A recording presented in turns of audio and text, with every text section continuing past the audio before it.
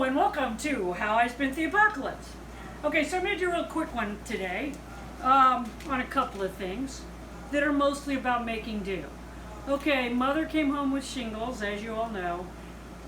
If you've ever had shingles pain or know someone that has, then you know that you need to go get a shot so you never have to deal with it again. About the only thing that will even help with shingles pain is a couple of things. One of them is like a vibrator. Not that kind of vibrator, girls. And not there. Unless you have shingles there, which is bad. Yes. Anyway, so the other thing is ice. Well, we only had one good gel ice pack. And money's tight right now.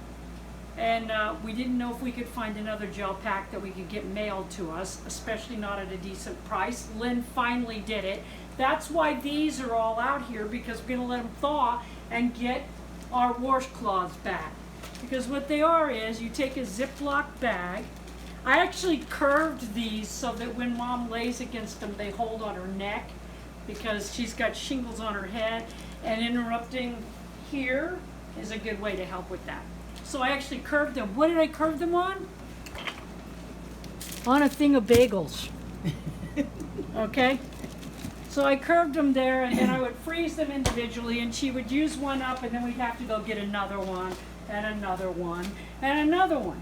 Okay, so what you do? What do? Simple, simple, simple.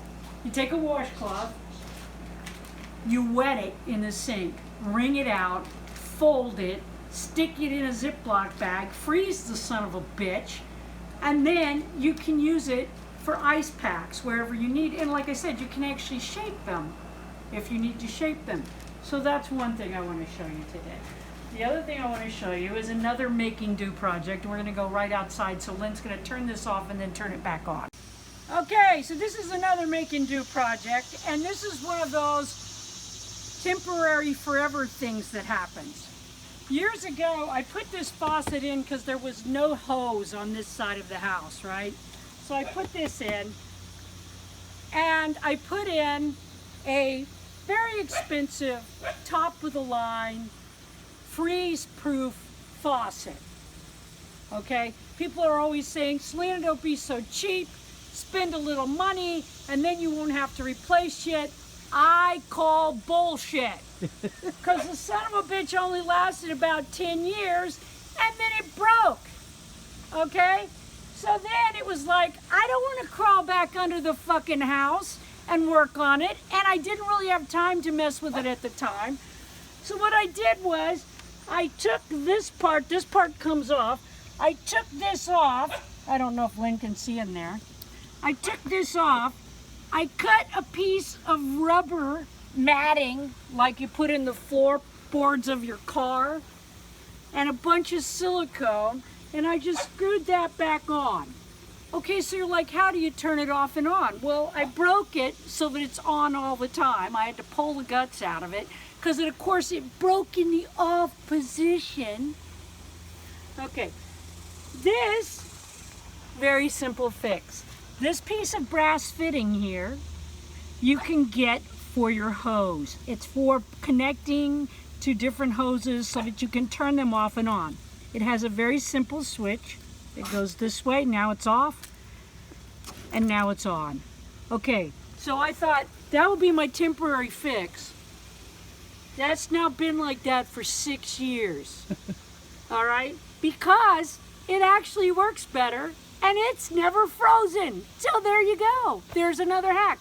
Here's another one. Okay, so I bought one of those hose reel things that you can wind up, okay?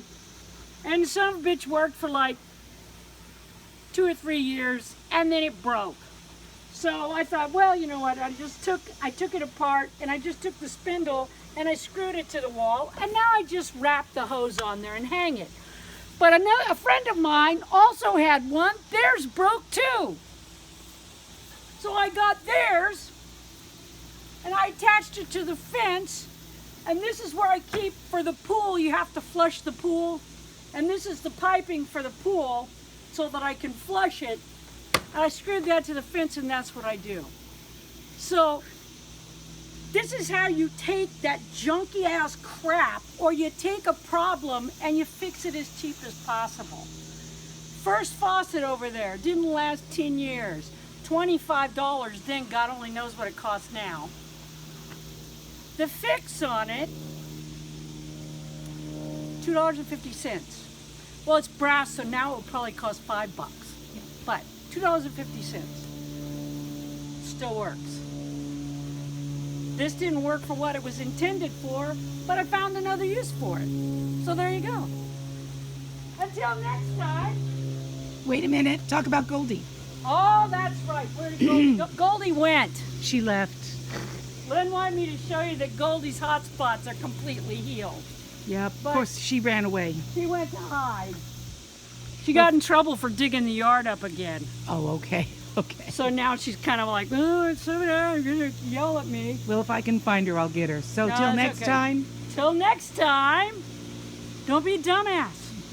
Look. There you are, girl. Can you show us your side that was so nasty? Yeah, there it is. Look, not a single trace of those hot spots anymore. That remedy is awesome. It took about 48 hours for it to completely disappear. It's okay, girl. We still love you. We do. But you probably better hide for a little while.